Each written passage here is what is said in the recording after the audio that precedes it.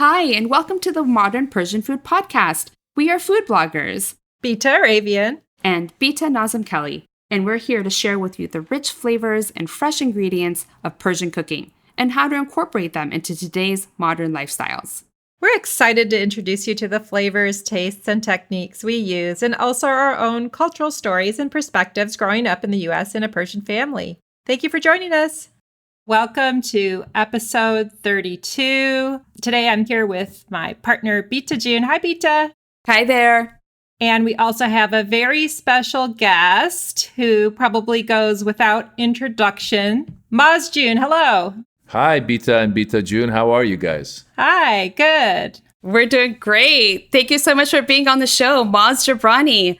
Well, thank you very much for having me. I'm excited to be here. Persian food is always an attractive thing.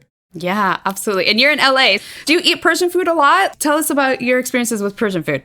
You guys know Persian food can be heavy since it's rice-based, and therefore it's more of a treat once in a while. The part of town that I'm in, I'm actually closer to Koreatown. So we don't end up in the Persian side of town as much, which is Westwood.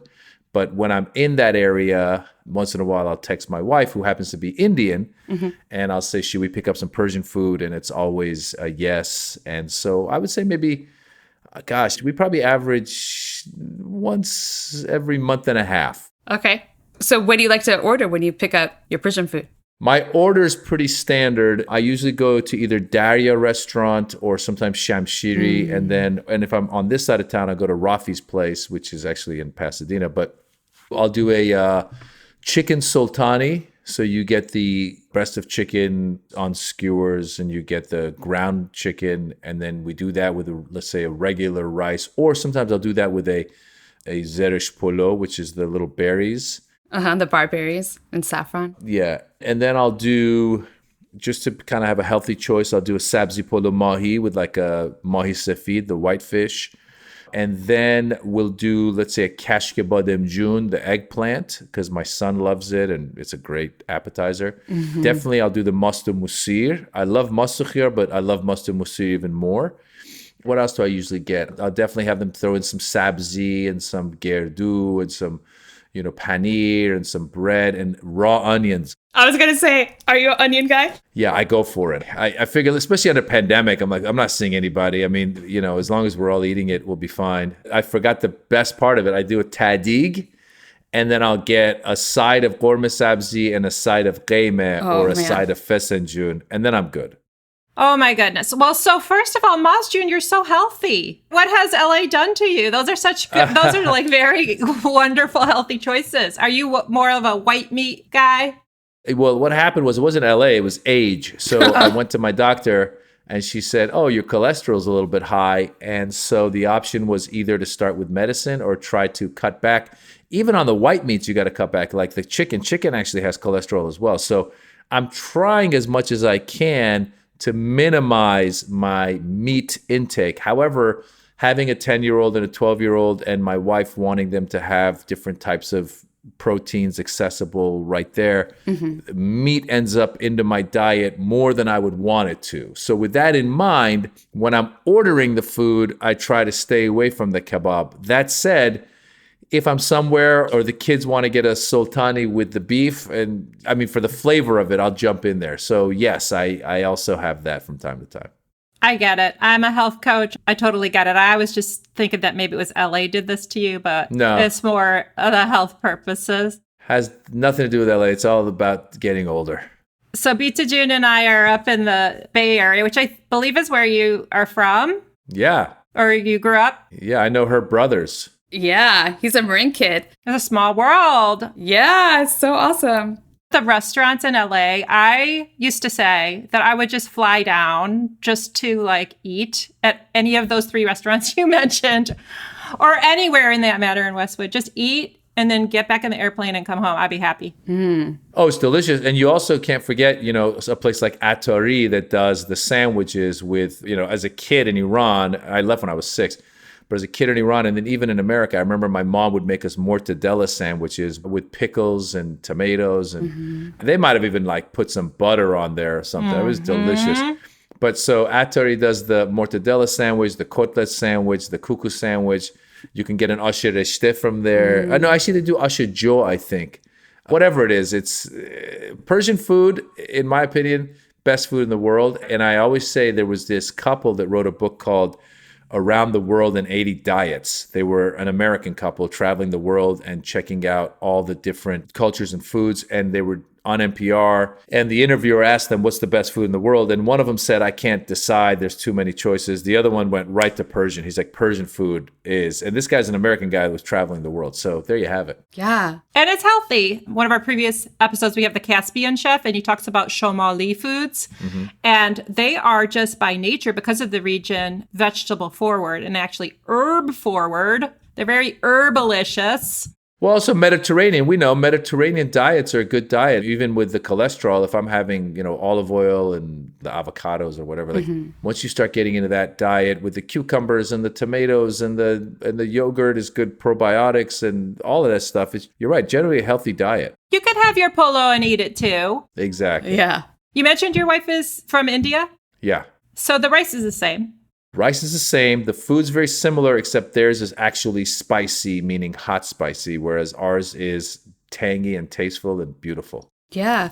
So married to a non-Persian, how have some of your food traditions changed in a hybrid family? I think there's a lot of things that have affected our diet. Part of it is just as the world becomes healthier and healthier, you realize you can't eat rice every day. And then also the lifestyle that I have, I'm always driving around town, going to a meeting, going to an audition, going to a pitch, whatever, this, that, the other. So quite often I find myself, definitely before the pandemic, stepping into a Whole Foods and going to the salad bar or something, or just getting a sandwich as I go, and a lot of tuna fish sandwiches, or going to a sweet fin or something like that. There's sushi. We live in such a diverse food culture that you don't have to have rice and a khoresht all the time. So I would say also the fact that my wife does not cook that stuff. My wife didn't cook before we got married. She started cooking once we had kids. And in her cooking, she'll mix it up. She'll get a pasta sauce and make something for the kids, and then I'll just jump in there as well. She'll make something that's sometimes Indian-based. We're all over the map when it comes to eating. So the one consistent in my life has been coffee. And even that, there was times when I had to cut back on that because of acid. A lot of Iranians have acid reflux because of all the spicy foods that we have throughout our lives. So when I was a kid growing up in my house, my grandfather would always have the tea kettle going all the time. And so there was tea throughout the day. And to this day, my mom, who lives in Westwood, she always has the tea going. And unfortunately, because of COVID, I haven't seen her as much. But in the past, when I would stop by, and I will now, because we're both vaccinated, I can start stopping by more. I do get a tea, which again, our tea is delicious. Yeah. The Persian tea, ceremony, the ritual of it, it's not just okay, just have a cup of tea. It's you have a beautiful little glass. It has to be beautiful amber color. And usually there's always sweets. So sometimes I actually skip afternoon tea if I'm with my mom or something, because usually there's all these candies and cakes and things that go along with it. It's a little bit too much sometimes. I think that became my excuse. Even to this day, when I have a coffee, I try to have a biscotti with it.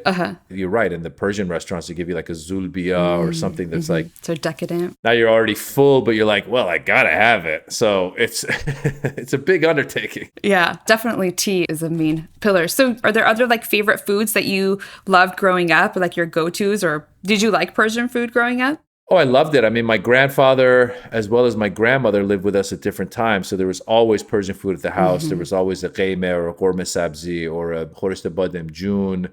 That was just par for course. You come home, and again, you were young, so your metabolism was working overtime. So you would show up and eat a full plate of rice and the khoresht and not be fazed by it. So that was part of our life, as well as the breakfast. The breakfast was always nuna paneer with a tea with a ton of sugar in it. Padma Lakshmi had a show on Hulu, which was all about food and culture, and I was on it for the Iran.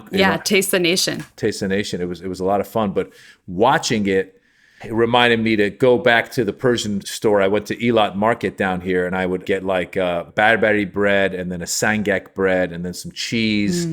and then a jam, which is the cherry jam, which I think is Armenian. Albalu. Yeah, put all that together, get some sabzi, and then I come home and my kids love it, my wife loves it, and I'll mix it up and I'll make it for us. So that used to be breakfast all the time. My grandfather, who lived to be 90, like in his late 90s, that was his everyday breakfast, noon, paneer, and chai, and there was always sugar in it too. And it was pretty amazing. I mean, it worked. Chai shirin. Yeah. What would you get if you weren't thinking about your heart and your cholesterol, whatever? Like, what's the kebab? Would you get like the sultani with the egg on top, the raw egg? Well, yeah.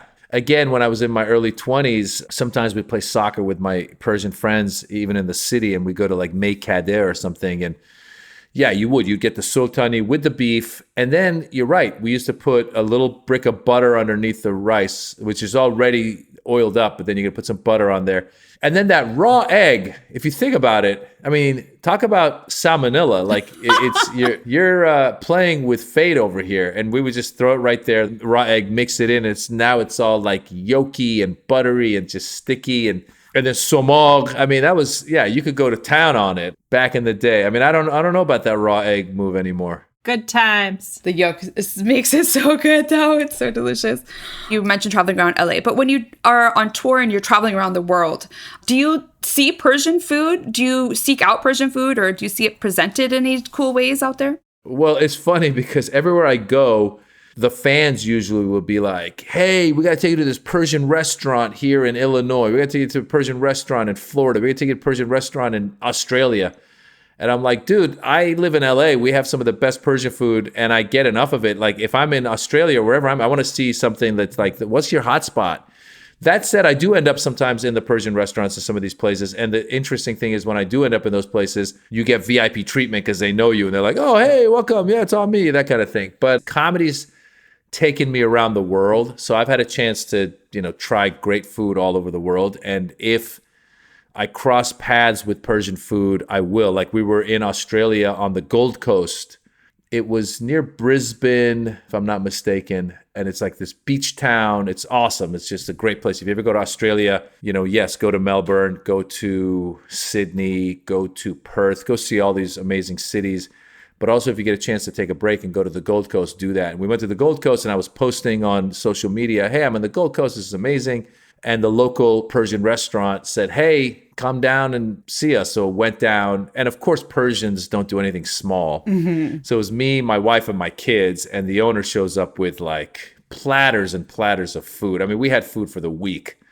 And it was delicious. And the hospitality was amazing. That's the other thing about Persians, as you guys know. The hospitality is out of this world. And I will always quote Anthony Bourdain, who, when he went to Iran, Bourdain, who'd been around the world, in the episode, he says, I'd been all over the world and I'd been treated so nicely, but he goes, I didn't expect the most hospitable people in the world to be the Persians. And we are. And so you get that hospitality as well. So it was really cool to get that at the Gold Coast. Very cool. That sounds amazing. That was great. Thank you for sharing that. How does food culture fit into comedy and what you have going on with like the podcast? I know you've talked about food on your podcast, Back to School.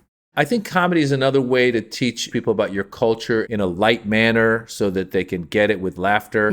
Food is similar. I always tell people beyond comedy. I mean, I think food is actually the best. I think food is the first way to teach people about other people's cultures. So when we were going through the anti-immigrant years of Trump, I kept trying to emphasize, I said, listen, you might not like my comedy. I might not be your cup of tea, pun intended. But I would say if you really want to get to know immigrants, go to a Persian restaurant, go to an Afghan restaurant, go to a Mexican restaurant, go to a Chinese restaurant, whatever it is, sit down, eat their foods. And then while you're eating their foods, hopefully somebody from that background will also be at that restaurant. And hopefully they'll treat you kindly if you ask them about the food.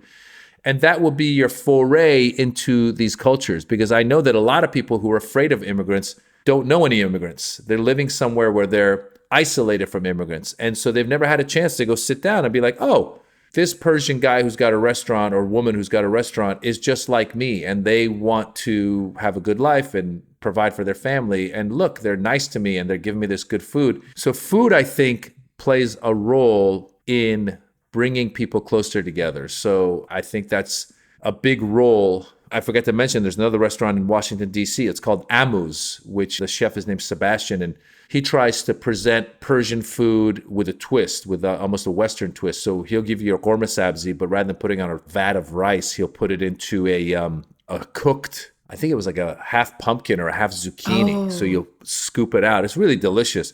So that's a place you go and you see Americans eating there. Or there was another Chef Haas Zare, who also used to have a restaurant in San Francisco. These guys try to fuse the cultures. And so when you open it up to the Americans, that's a way into our culture that is not through our politics, because obviously the country of Iran is so demonized. The food, like comedy, like other things, can help bring us closer to other cultures and introduce us to other cultures. I love that. That has come up with each of our guests, is bridging cultural gaps. It comes down to our identities. It helps us to find ourselves. It helps us to bring others to our beautiful culture. And I love that. So, Mazjun, do you know about the segment in our podcast where we try to answer questions? I don't know if you have any questions for the Beats. It's called Ask the Beats. Sure, I have a question for the Beats. What is, in your opinion, the simplest Persian dish to cook? If I were, because I've never cooked. People go, do you cook Persian food? I go, no, I eat it. So if I wanted to dabble and go, let me try cooking one finally and seeing if I can make this happen, what would be that dish? Great question. Bita, you want to go first? I love that question. Yeah, we probably have different ones. Mm-hmm. I didn't really grow up along the ankles and heels of my aunts and grandmothers teaching me to cook. I grew up eating it. And then I ended up in a small town in the Midwest, and I made American friends. And I've been here for 50 years. So I'm a very westernized Iranian. I had to figure it out on my own. And when I got to college, that's when I missed it. And then as a young adult, had to figure it out. So the easiest thing, Mazjun, do you like tahchin? I love tahchin. Okay. You can make tahchin tonight. But you'll have to have a little bit of rice. It's not going to hurt you. Okay. So portions. Watch your portions. However, it's nutritious. It has eggs. It has chicken. You can get a roast chicken. If you have a rice cooker or an easy way to quickly make rice, make a little rice. Have your cooked chicken, shred up your chicken, stir in some of those raw eggs with some yogurt and saffron. And even easier, you can use like a saffron spray. So you don't have to sit there and grind the saffron threads and bloom it and wait for it to dissolve in the water. Just spray some saffron. I use garlic, salt. Stir that all together with your parboiled rice. Spray oil a baking dish. Bake it in the oven, like a 350 degree oven for 45 minutes. All that yummy, crispy tahdig all around your tahchin. There you go. Dinner tonight. All right. I might get into this tahchin world. I might actually put my toe in. I never knew tahchin was the easiest, but I'll go with that. Bita too, what do you think? Actually, I think, how about the easiest Persian dish to make? It's not actually necessarily even to cook. It's that simple. You don't even need to cook it, and you can still have Persian flavors on your table. Is basically like some of the appetizers that are yogurt based are so simple to make. Off the bat, the first thing is the masto khiyar, is the cubed cucumbers mixed with yogurt, and you can add a little bit of mint to that too. A very easy little side dish that you can have on the side of your rich stews, or you can actually use like kind of like a dip and have like little chips that dip in it. Also, masto labu. This is a recipe actually, or in a bunch of different Persian cookbooks. And I use a really big cheat for that. So labu is beets. So masto labu is basically yogurt and beets. But instead of cooking the beets and then having to deal with that, you can actually buy like shrink wrapped cooked beets in the grocery store. You grate it and mix it with the yogurt. And you add a little bit of seasoning to it. Some recipes have just a tiny bit of like vinegar in there as well. And it's like a beautiful appetizer's brilliant color that just is like so easy. Those beets, I just actually have them like store them in my fridge because they last a little bit in the refrigerator. They're shrink wrapped. And so, hopefully we can have more guests over and things as we're crawling out of the pandemic. But that's like a great way to be like, oh, we got people coming by. All right, here's a little appetizer. And you can have it with a little bit of pita bread or some fancy chips. And if I wanted to just have a Persian thing and I didn't have a lot of time and I just wanted to whip it together, I think those would be my kind of go-to little appetizers. Okay, I'll do some masto khiyar, masto labu, and a tahchin, and I'll throw a party. And we'll be right over. Are you hungry yet? I'm so hungry. I am hungry. My mouth started watering. Awesome. Mazjun, thank you so much for taking the time to be on our show. We're so excited to share with our listeners how you have Persian food in your life and the role of Persian food in your life and in your career. And again, thank you so much for being a guest on our show. Thank you for having me, you guys. Really, really had fun. How can our listeners find you? They can listen to my podcast. It's called Back to School with Maz Jobrani. It's everywhere podcasts are found. And they can also find me on social media at Maz Jobrani. Awesome. Thanks again, Maz. Thank you so much. Until next time, bye. Bye, guys. You've been listening to the Modern Persian Food Podcast with Bita and Beata. Thanks for spending time with us. If you've enjoyed what you heard today, consider telling a friend or giving us a good rating. You can subscribe to our show for free on your favorite podcasting app or find us online at modernpersianfood.com or on Instagram for the recipes and information we talked about today. We'd love to hear your thoughts and see you next time.